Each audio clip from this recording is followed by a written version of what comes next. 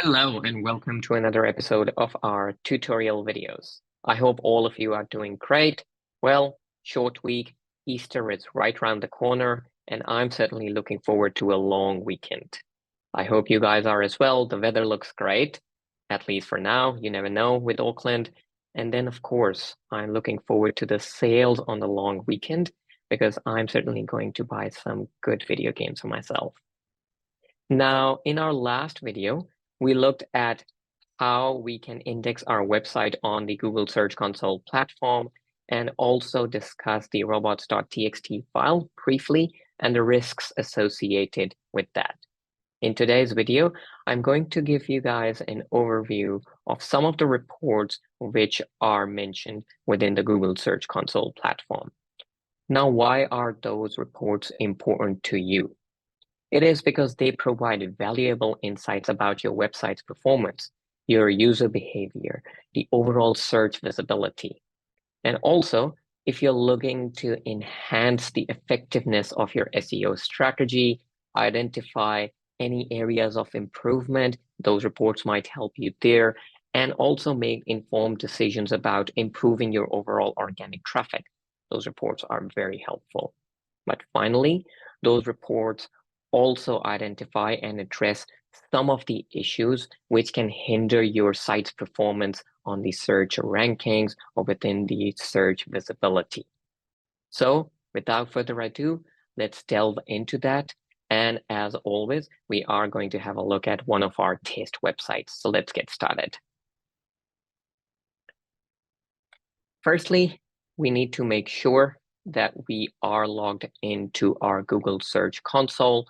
You can see I'm already logged into our test website's Google Search Console platform, and I am on the performance screen. Now, how do you do that? How do you log into Google Search Console? You simply need to know which account, Gmail account, is associated with the Google Search Console platform.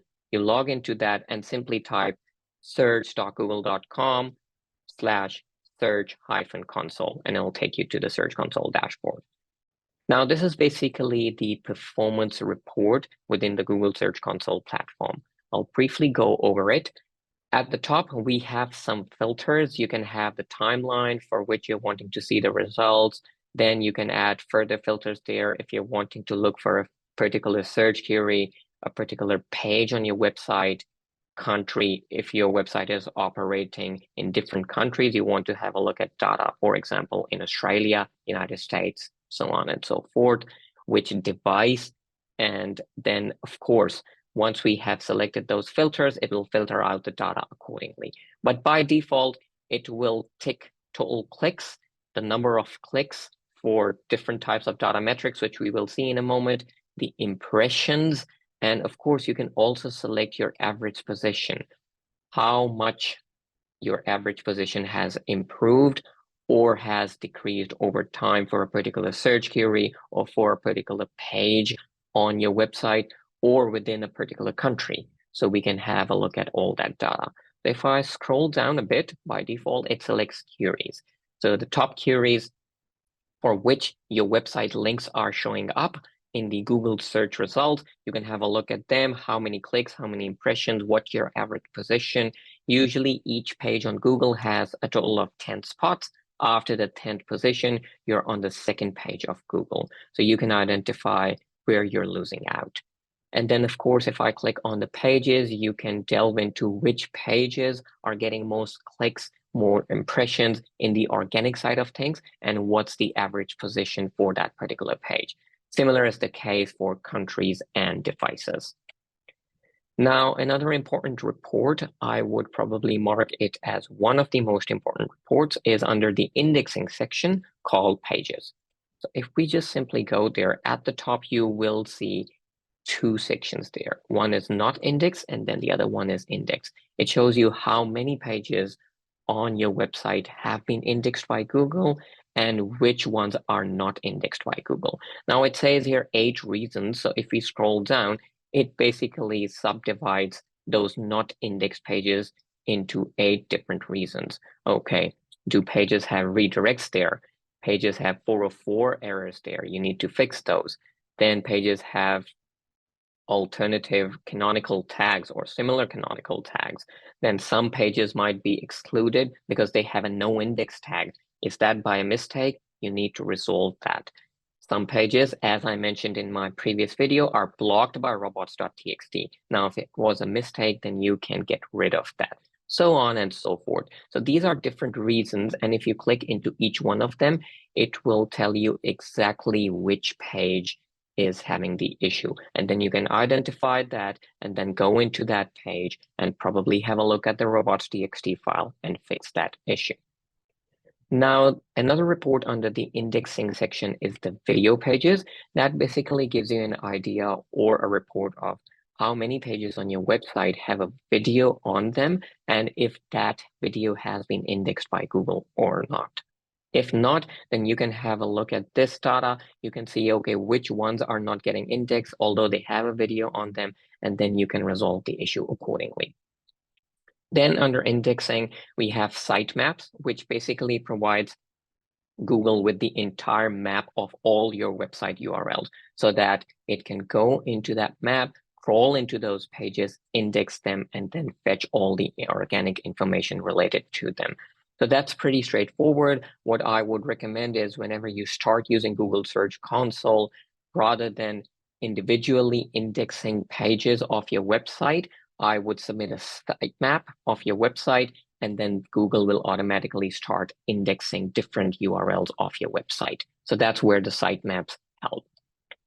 With the removals report, if you're wanting to temporarily not show any of your pages on the Google search engine, you can add that particular request here under the removals report, and Google will, of course, try to get rid of that. There are instances where it might not be possible, but you will get an update under this particular section after you have submitted the request. Now, under the experience section, the most important report is Core Web Vitals. So it is divided again into two devices, I would say. The first one is mobile, the second one is desktop.